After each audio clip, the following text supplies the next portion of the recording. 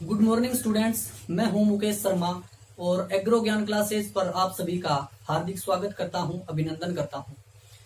तो देखिए, ये जो प्लेटफॉर्म है आपके लिए जेट जो आपका एग्जाम होता है एग्रीकल्चर में, जेट का और बीएचयू का और आईसीआर का। जेट, बीएचयू और आईसीआर की जो प्रिपरेशन कर रहे हैं जो स्टूडेंट, उनके लिए ये प्लेटफॉर्म बनाया गया है। तो आप ज्यादा से ज्यादा संख्या में इस प्लेटफॉर्म पर आइए और जुड़िए, और ऑनलाइन क्लासेज आपको लगातार दी जा रही है।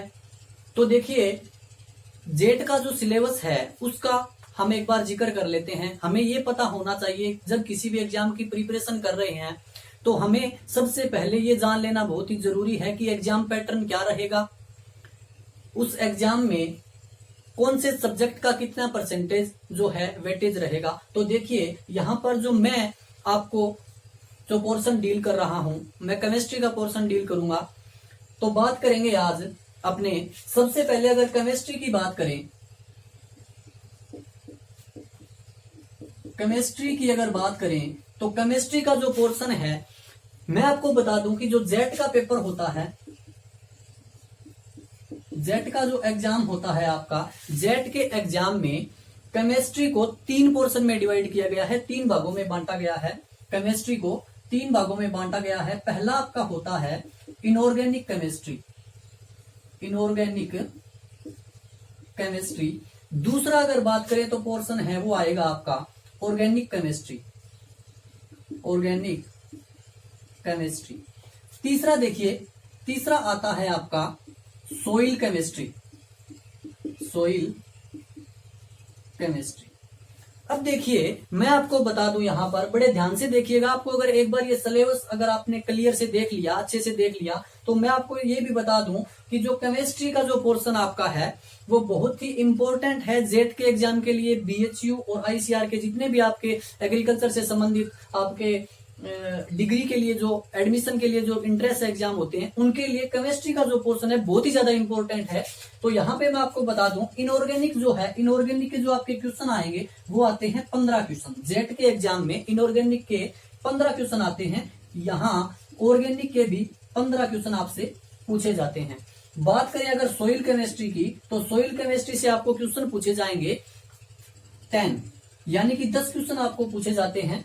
अगर टोटल मिलाकर के अगर बात करें तो जेट में टोटल जो क्वेश्चन आते हैं केमिस्ट्री के, ओनली केमिस्ट्री की अपने बात कर रहे हैं, जूलॉजी आपकी और जो सोइल साइंस है, ये सोइल केमिस्ट्री है, जूलॉजी बॉटनी का जो आपका रहेगा वो आपको अदरवाइज वीडियो में सर आपको बता रहे हैं लगातार कि उनमें किस तरह से डिवाइडेशन किया गया है। केमिस्ट्री की अगर मैं बात करूं तो यहां पर देखिएगा, टोटल जो क्वेश्चन आएंगे आपके वो आएंगे 40 क्वेश्चन, और जो इनका वेटेज रहेगा वो रहेगा आपका प्रति क्वेश्चन 4 नंबर का। यानी कि केमिस्ट्री में जो 40 क्वेश्चन पूछे जाएंगे वो एक क्वेश्चन 4 नंबर का है।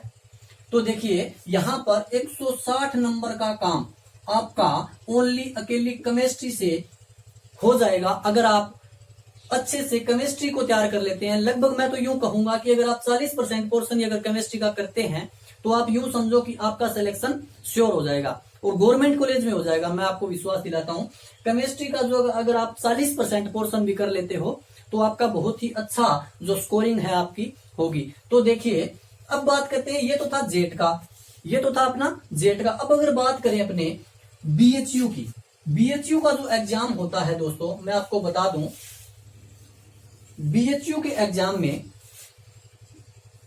अपने बात करेंगे ओनली केमिस्ट्री की। मैं आपको केमिस्ट्री का पोर्शन बता रहा हूं कितना कितना आता है, किस तरह से क्वेश्चन आते हैं, कौन से इंपॉर्टेंट टॉपिक है। अपने पहले वही टॉपिक करेंगे जो बहुत ही ज्यादा इंपॉर्टेंट है, यानी कि बीएचयू में भी पूछे जाते हैं और आईसीआर में भी पूछे जाते हैं, जेट में तो पूछे जाते हैं, बार बार पूछे जाते हैं, जो क्वेश्चन बार बार रिपीट होते हैं, जो टॉपिक जो है बार बार रिपीट होते हैं। देखिए, बीएचयू की अगर बात करें तो यहां पर आपको 25 क्वेश्चन, यानी कि 25 क्वेश्चन पूछे जाते हैं ओनली केमिस्ट्री के, और प्रत्येक क्वेश्चन आपका होता है 3 नंबर का। ये आप अगर देखोगे तो होगा आपका 75 नंबर का काम आपको बीएचयू में पूछा जाता है, किससे? केमिस्ट्री से। अब अगर बात करें आईसीआर की, आईसीएआर, आईसीआर की अगर बात करें तो ये जो एग्जाम है, ये सारे एग्जाम आपके किसके लिए होते हैं? जेट का है, पीएचयू का, आईसीआर का, ये होते हैं आपकी डिग्री के लिए। आपका डिग्री में एडमिशन होता है किसके माध्यम से? इन एग्जाम्स के माध्यम से। तो देखिए आईसीआर की अगर बात करें तो आईसीआर में क्वेश्चन पूछे जाते हैं आपसे 50। कितने क्वेश्चन पूछे जाएंगे? 50 क्वेश्चन पूछे जाएंगे ओनली केमिस्ट्री के। तो देखिए ओनली केमिस्ट्री के 50 क्वेश्चन है, और ये क्वेश्चन जो है प्रत्येक क्वेश्चन आपका 4 नंबर का होता है। ये 4 नंबर का क्वेश्चन, यानी कि केमिस्ट्री का आपका 200 नंबर का काम, 200 नंबर का काम जो है वो ओनली केमिस्ट्री से पूछा जाता है। कुल मिलाकर मैं यूं कह सकता हूं कि यहां पर आप अगर केमिस्ट्री का पोर्शन अगर अच्छे से कर लेते हो तो निर्दलीय आप जीत जाओगे। निर्दलीय चुनाव लड़ते हैं ना कई बार अपने, कोई किसी पार्टी से लड़ता है, कोई किसी पार्टी से लड़ता है, आपको क्या लड़ना है? बिल्कुल निर्दलीय लड़ना है, और निर्दलीय आप निकल जाओगे। श्योर आपका सिलेक्शन होगा अगर केमिस्ट्री को आप अच्छी तरह से डील कर पाते हैं। तो देखिए हम स्टार्ट कर रहे हैं आज अपना केमिस्ट्री का पार्ट। केमिस्ट्री में अगर मोस्ट इंपोर्टेंट टॉपिक की बात करें तो सारी, वैसे तो देखो एग्जाम की दृष्टि से सारी टॉपिक मोस्ट इंपोर्टेंट होते हैं। कौन सा भी टॉपिक आपसे पूछा जा सकता है, कौन सा भी क्वेश्चन आपसे पूछा जा सकता है। अब मैं अगर बात करूं, आज अपने केमिस्ट्री स्टार्ट कर रहे हैं। स्टार्टिंग में मैं आपके लिए जो टॉपिक लेकर के आया हूं वो है संकरण। हाँ जी दोस्तों, संकरण। संकरण जो है इसे बोलते हैं इंग्लिश में, संकरण जो है इसे बोलते हैं हाइब्रिडाइजेशन। हाइब्रिडाइजेशन। देखिए संकरण जो है वो होता क्या है, संकरण कितने प्रकार का होता है, संकरण किस तरह से निकाला जाता है। केमिस्ट्री में अधिकांश बच्चों के ये प्रॉब्लम रहती है कि बहुत ही टफ टॉपिक है, इसे कैसे पढ़ा जाए, किस तरह से तैयारी की जाए। तो मैं आपको बता दूं, अगर आपने एक बार कंसेप्ट को अच्छी तरह से समझ लिया तो ये समझिए आपका केमिस्ट्री जो है आपकी वो बहुत ही बेहतर हो जाएगी, और आपका क्वेश्चन करने का जो तरीका है वो भी बहुत अच्छा हो जाएगा। देखिए मेरे साथ में काम करते रहिए आप। संकरण जो है, संकरण की बात करेंगे आज अपने। संकरण की देखिए मैं आपको डेफिनेशन बता रहा हूं, संकरण चीज क्या है।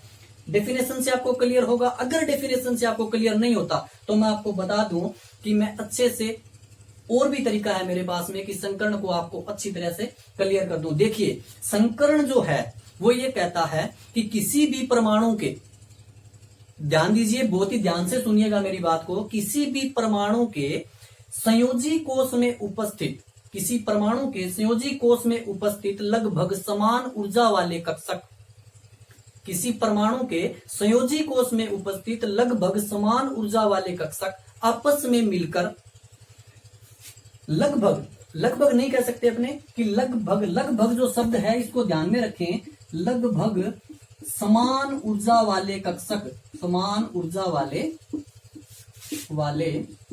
कक्षक।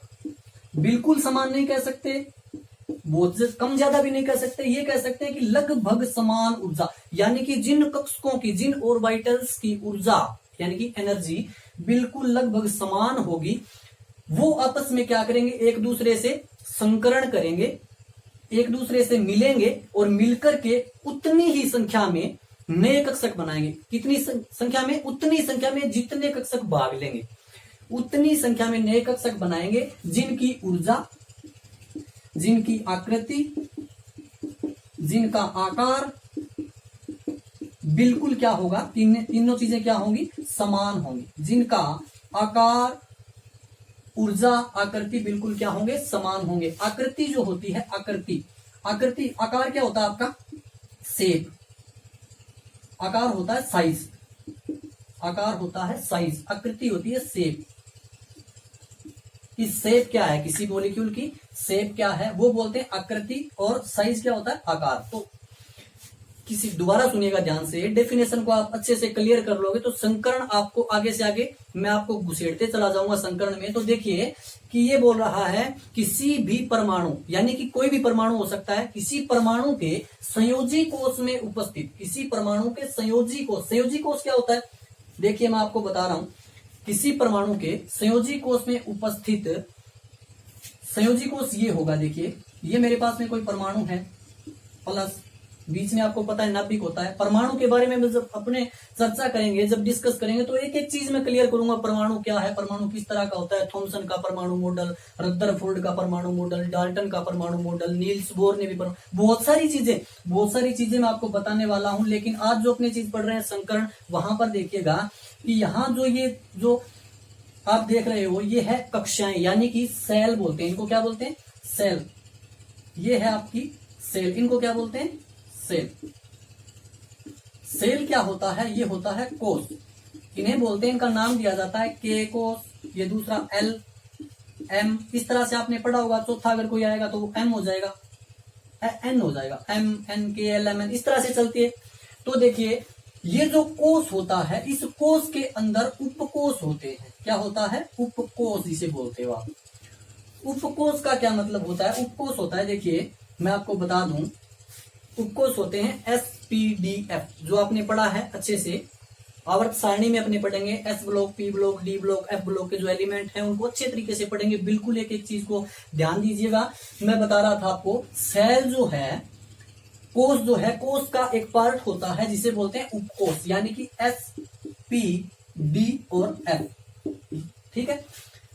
S जो होता है उपकोष जो है, उपकोष में क्या मिलेगा आपको, उपकोष में मिलेंगे आपको कक्षक। क्या मिलेंगे, कक्षक, यानी कि ऑर्बिटल्स, ऑर्बिटल्स। ध्यान दीजिए, दोबारा बता रहा हूं, ये आपका क्या है, MKLMN जो है वो आपके कोष हैं। कोष में क्या मिलेगा, उपकोष मिलेंगे। उपकोष होता है SPDF, ध्यान दीजिए, उपकोष होता है SPDF। अब बात करें अगर उपकोष में क्या मिलेगा, तो उपकोष में मिलेंगे आपको कक्षक, यानी कि ऑर्बिटल्स। ऑर्बिटल्स क्या होते हैं, ध्यान से देखिएगा, मैं बता रहा हूं आपको। S कक्षक जो है, S कक्षक जो है, S क्या है आपका उपकोष है। इस S उपकोष में आपको क्या मिलेगा, कक्षक मिलने वाला है, एक कक्षक। S जो उपकोष है इसका एक कक्षक होता है, ये बात ध्यान में रखना। P जो है, P के कितने, 3 कक्षक होते हैं, P के 3 कक्षक होते हैं। D की अगर बात करें तो D के 5 कक्षक होते हैं, D के 5 कक्षक होंगे। तो दोबारा ध्यान दीजिएगा, ये क्या है, KLMN, ये तो है आपके कोष। कोष में क्या मिलेगा, उपकोष मिलेगा। उपकोष होता है SPDF, और उपकोष में आपको कक्षक मिलेगा। कक्षक होता है S जो उपकोष है उसमें एक कक्षक होता है, P में 3 होते हैं, D में 5 होते हैं। बात करें अगर F की, तो F की तो बहुत हाई लेवल की बात हो जाती है, आपको यहां तक नहीं जाना है। F के बारे में आपसे क्वेश्चन नहीं पूछा जाएगा, जेट BHUICR के एग्जाम में कभी नहीं पूछा गया और नहीं पूछा जाएगा। तो देखिएगा, ये बोल रहा था डेफिनेशन में कि किसी भी परमाणु के, ये एक परमाणु है, किसी भी परमाणु के संयोजी कोष में, संयोजी कोष का मतलब है बाह्य जो कोष है, बाह्य कोष यानी कि संयोजी कोष, बाहर का, सबसे बाहर का जो कोष है, ये भी हो सकता है, ये भी हो सकता है।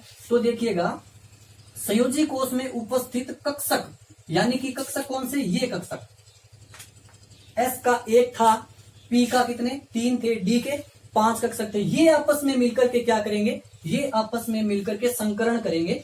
तो संयोजी कोष में उपस्थित, परिभाषा को आप क्लियर कर लीजिए एक बार, कि किसी भी परमाणु के संयोजी कोष में उपस्थित कक्षक आपस में लगभग समान ऊर्जा के होने चाहिए। यानी कि इस कक्षक में जो इस सेल में, यानी कि इस सेल में जो आपके उपकोष हैं SPDF, उनकी ऊर्जा क्या होगी, बिल्कुल लगभग समान होगी। तो ये बोला लगभग समान ऊर्जा वाले कक्षक आपस में मिलकर क्या करेंगे, संकरण करेंगे, और उतने ही नए कक्षक बनाएंगे, उतने ही नए कक्षक बनाएंगे जितने संकरण में भाग ले रहे हैं। तो इस बात को ध्यान में रखना कि उतने ही नए कक्षक बनेंगे जितने संकरण में भाग लेंगे, न तो ज्यादा बनेगा न ही कम बनेगा।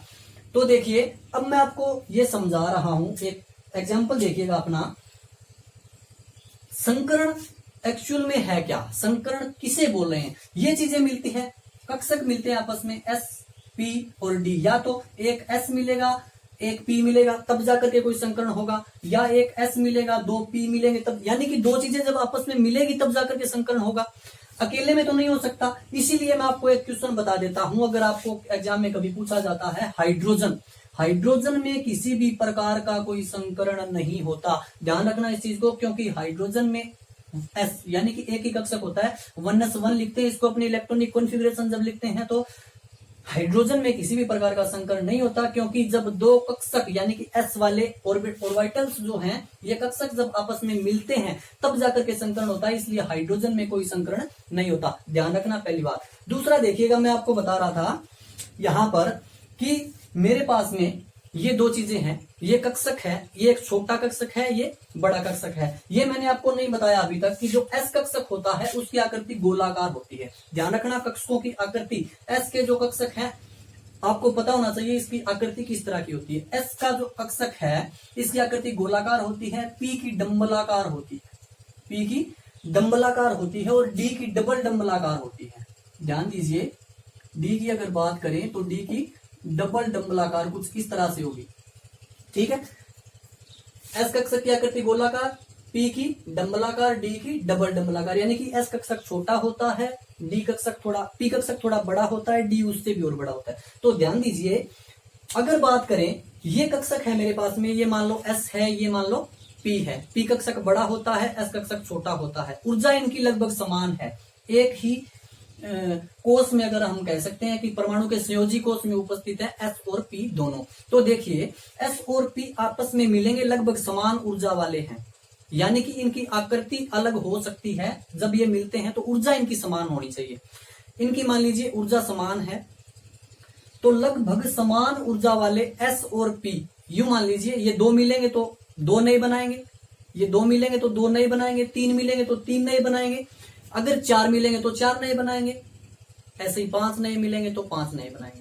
तो देखिए ये छोटा कक्षक है, ये बड़ा कक्षक है, मैं क्या करता हूं, इन दोनों को कूट पीस करके बिल्कुल एक दूसरे में, ये देखिएगा कलर देखिएगा, इसका सफेद कलर है, इसका नीला कलर है, यूं समझिए मैं इन दोनों को मिला देता हूं, कूट पीस करके इस तरह से मिला देता हूं, मिक्स कर देता हूं कि ये जो सफेद था ये बिल्कुल व्हाइट था, ये बिल्कुल व्हाइट नहीं रहेगा, और ये जो नीला था ये बिल्कुल नीला नहीं रहेगा।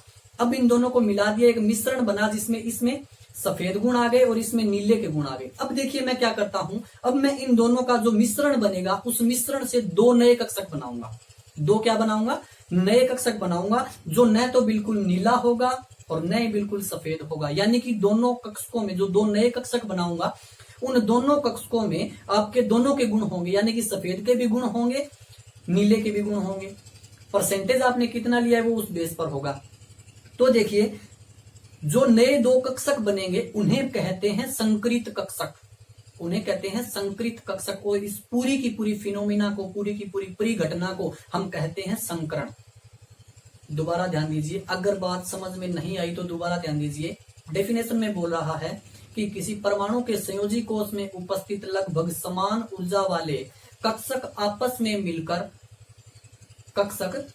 मिलकर उतनी ही संख्या में नए कक्षक बनाते हैं, जितने संकरण में भाग लेते हैं उतनी संख्या में नए कक्षक बनाते हैं, जिनकी ऊर्जा, जिनका आकार, जिनकी आकृति बिल्कुल क्या होती है, समान होती है। तो मैंने क्या किया, ये संयोजी कोष के कक्षक थे, इन दोनों को मैंने मिलाया, मिक्स किया, कूट पीस के एक दूसरे में मिला दिया, और दो नए कक्षक, यानी कि मैंने दो अगर लिए, यहां पर दो कक्षक अगर मैं मिला रहा हूं तो दो ही नए बनाऊंगा, अगर मैं तीन लेता तो तीन नए बनाऊंगा, और वो तीनों के तीनों क्या कहलाएंगे, संकरित कक्षक कहलाएंगे। ध्यान रखना इस बात को कि जितने आप भाग ले रहे हैं संकरण में, जितने कक्षक भाग ले रहे हैं उतने ही नए कक्षक बनेंगे। और संकरित कक्षक जो होता है उसकी आकृति मैं आपको बता देता हूं। संकरित कक्षक की जो आकृति होती है वो होती है आपकी अर्धडंबलाकार। संकरित कक्षक जो हैं वो एक दूसरे को प्रतिकर्षित करते हैं। ध्यान रखना, जो बातें मैं बोल रहा हूं उनको जहन में बिठा लेना, बहुत काम आएगी एग्जाम के टाइम में आपको। तो देखिए मैं आपको बता रहा था कि जो संकरित कक्षक है, संकरित कक्षक की आकृति जो होती है वो होती है अर्धडंबलाकार, यानी कि एक साइड में छोटी लोब होती है, दूसरी साइड में एक बड़ी लोब होती है। बड़ी वाली लोब आपकी पॉजिटिव होती है, छोटी वाली लोब आपकी जो है वो नेगेटिव होती है। ये संकरित कक्षक है, संकरित कक्षक की आकृति है, इस तरह की संकरित कक्षक की आकृति होती है। ये है आपका संकरित कक्षक। संकरित कक्षक जो है जब एक दूसरे के पास में आएंगे, संकरित कक्षक एक दूसरे से जब आकर के मिलते हैं तो वो एक दूसरे को रिपेल करते हैं, प्रतिकर्षित करते हैं। ध्यान रखना इस बात को, मोस्ट इंपोर्टेंट क्वेश्चन आपका यहीं से बनता है कि संकरित कक्षक आपस में एक दूसरे को क्या करते हैं, रिपेल करते हैं, प्रतिकर्षित करते हैं। तो देखिएगा अब मैं आपको बता रहा था, डेफिनेशन आपको मुझे लगता है अच्छे तरीके से क्लियर हो गई होगी, अभी तक नहीं हुई है तो आप एक काम करें, वीडियो को पॉज करके दोबारा थोड़े से पीछे जाएं, आपको अच्छे से समझ में आएगा कि परमाणु के संयोजी कोष में उपस्थित लगभग समान ऊर्जा वाले कक्षक आपस में मिलकर के लगभग उतनी ही संख्या में, लगभग नहीं पर्टिकुलर यही आएगा कि उतनी संख्या में नए कक्षक बनाएंगे जितने संकरण में भाग ले रहे हैं, और उनकी ऊर्जा आकृति आकार बिल्कुल समान होगा। यानी कि मैंने ये छोटे बड़े कक्षक लिए थे, लेकिन जब मैं इनको कूट पीस करके दो नए कक्षक बनाऊंगा उनका आकार भी समान होगा। ये तो आकार में छोटा है, ये आकार में बड़ा है, लेकिन जो दो नए बनाऊंगा वो संकरित कक्षक कहलाएंगे, और संकरित कक्षक कहलाएंगे। और ये आकार में छोटा, ये आकार में बड़ा है, लेकिन जो दो नए बनेंगे वो आपके बिल्कुल आकार में क्या होंगे, बिल्कुल समान होंगे। तो इस बात को आप ध्यान में रखना, ये आपका क्या है, संकरण है। तो संकरण की डेफिनेशन आपको अच्छे से क्लियर हो गई होगी मुझे लगता है। अब देखिएगा, हम बात करेंगे संकरण की डेफिनेशन के बाद में कि संकरण कितने प्रकार का होता है, संकरण होता कितने प्रकार का है, किस किस तरह से संकरण हो सकता है। तो मैंने आपको बता दिया कि एस कक्षक अगर अकेला है तो कोई संकरण नहीं होगा। आप जानते हैं सब सेल, मैंने आपको क्लियर कर दिया कि सब सेल के बारे में तो आप जानते हैं, सब सेल के बारे में तो आप जानते होंगे सारे। सब सेल मैंने आपको बताया था एस, पी, डी और एफ होता है। एफ को तो आप छोड़ ही दीजिए एक बार, एफ की तो आपको जरूरत नहीं पड़ने वाली। एस का जो है, इसका ऑर्बिटल जो है कक्षक होता है एक। पी का अगर बात करें तो पी के 3 होते हैं।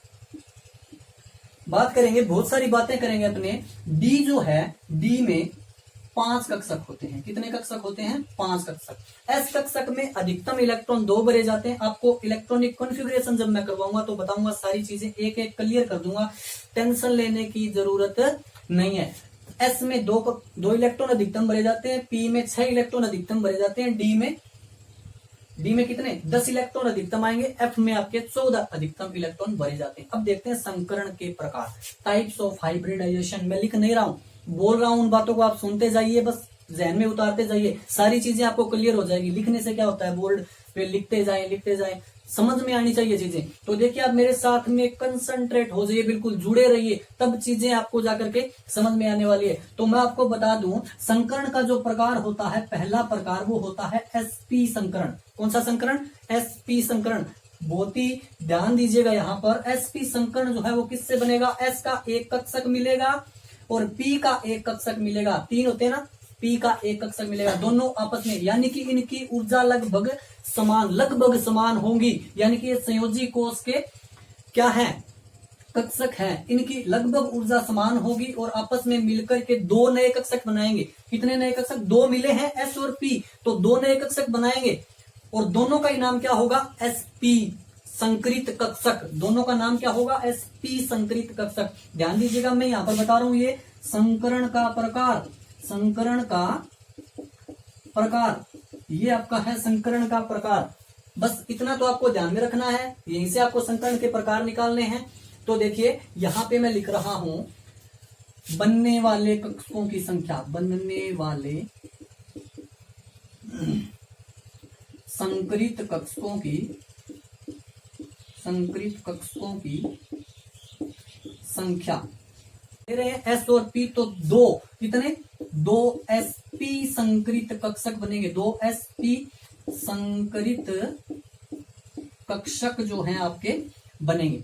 ध्यान रखना, बनने वाले कक्षकों की संख्या कितनी, 2 एसपी। ऐसे नहीं लिख सकते 2 एसपी, ऐसे नहीं लिख सकते, फिर तो ये अलग चीज हो जाएगी। 2 एसपी संकरण भी होता है, इस चीज पे ध्यान नहीं दे। यहां पर 2 मैंने लिखा है तो इसका भी एक अलग अलग इसका अर्थ निकलता है, तब लिखा है मैंने यहां पर 2 एसपी संकरित कक्षक बनेंगे। अब देखिए, अगला संकरण कौन सा होगा, अगला संकरण होगा आपका sp2।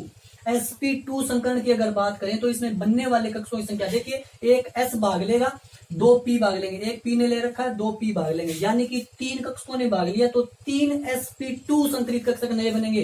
कितने बनेंगे, 3 sp2 संकरित। नाम क्या होगा, वही नाम होगा जो संकरण है, वही नाम होगा इन कक्षकों का, 3 sp2 संकरित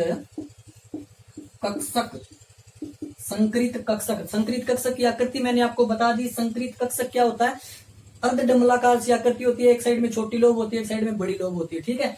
तो संकरित कक्षक जो एक दूसरे को रिपेल करते हैं, ये बात आपको ध्यान में रखनी है। दूसरी देखिएगा, तीसरा जो बनता है आपका sp3 यानी कि 4 क्या बनेंगे, sp3 संकरित कक्षक बनेंगे। ध्यान रखना इस चीज को, लिखते जाना। अगर लिख रहे हो तो अगर आप स्क्रीनशॉट लेना चाहोगे तो स्क्रीनशॉट ले लेना, लेकिन आपको क्या करना है, चीजों को समझते जाना है। देखिएगा 4 नंबर आपका आएगा sp3d, यानी कि तीनों p ने भाग ले लिया, s ने भाग ले लिया, अगला कौन सा आएगा d, sp3 और एक d, sp3d, यानी कि आपके 5 sp3d नए कक्षक बनेंगे।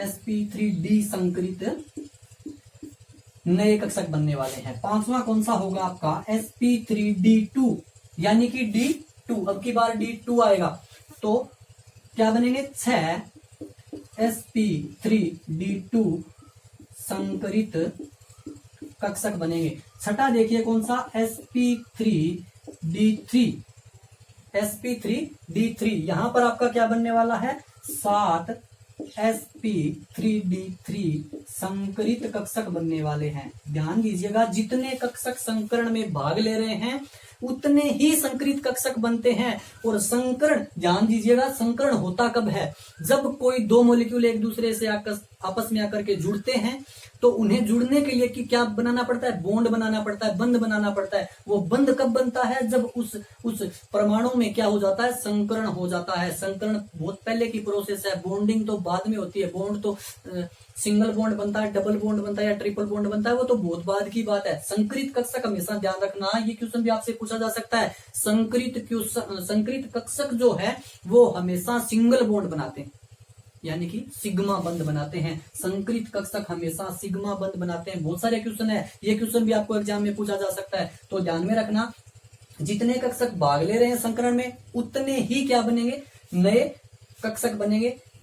7 भाग ले रहे हैं तो 7 कक्षक बनेंगे। अब बात करते हैं इनकी आकृति के बारे में। sp जो होता है वो आपका, देखिए मैंने बताया था संकरित कक्षक की आकृति जो होती है इस तरह की होती है। ये एक sp संकरित कक्षक है, दूसरा sp संकरित कक्षक किस तरह का होगा, इस तरह का होगा। ये दोनों आपस में एक दूसरे के पास में आएंगे और एक दूसरे को प्रतिकर्षित करेंगे। संकरित कक्षक एक दूसरे को क्या करते हैं, प्रतिकर्षित करते हैं। जैसे ही प्रतिकर्षित किया तो एक दूसरे के अपोजिट डायरेक्शन में आकर के क्या हो गए, अरेंज हो गए, जम गए। अब देखिएगा यहाँ पर अगर बात करें तो ये जो आकृति बनेगी ये बनेगी रेखीय संरचना, यानी कि ये प्लेनर स्ट्रक्चर है।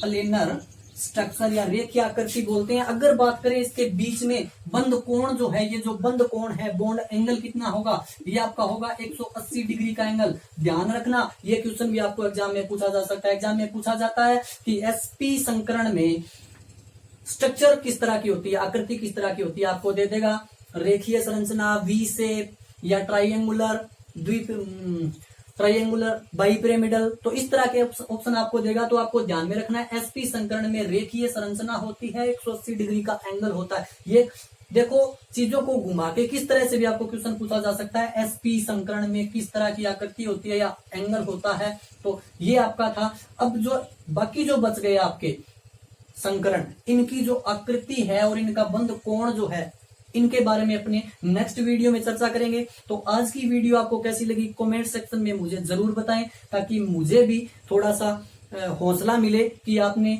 वीडियो को अच्छी तरह से देखा और आपको पसंद आया। कमेंट में जरूर बताएं दोस्तों, और अपने दोस्तों के साथ में, अपने फ्रेंड्स के साथ में वीडियो को शेयर जरूर करें। तो आज की क्लास यहीं समाप्त करते हैं। नमस्कार।